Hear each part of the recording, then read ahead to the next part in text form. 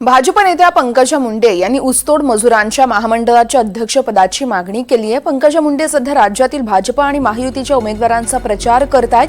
अहिल्यानगरच्या शेवगाव पाथर्डी मतदारसंघामध्ये मोनिका राजळे यांच्या प्रचारासाठी आलेल्या पंकजा मुंडेंनी भाषणात ऊसतोड मजुरांना 20 तारखेनंतर ऊसतोडणीसाठी जाण्याचं आवाहन केलंय। भाषणादरम्यान प्रेक्षकांमधून भाववाढीची मागणीही देखील करणाऱ्या घोषणा झाल्या। त्यावर बोलताना महामंडळाच्या अध्यक्षपदासाठी प्रयत्न करत आहोत, पण अद्याप ते मिळालेलं नाहीये असं त्यांनी विधान केलंय। त्याप्रमाणेच अध्यक्षपद मिळालं तर सगळे प्रश्न 2 वर्षात मार्गी लावण्याचं आश्वासन देखील पंकजा मुंडे देत आहेत।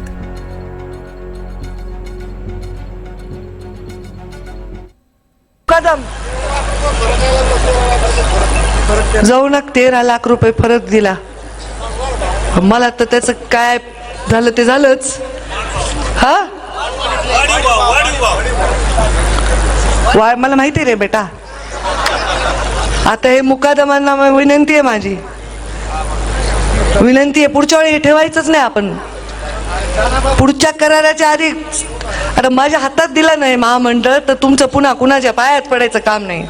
पण तेच नाहीत ना, त्यांना आता म्हणते एवढं द्या, सभा तर करायला लावतात, महामंडळ द्या पटकन 2 वर्षात जिकडे तिकडे करून टाकते।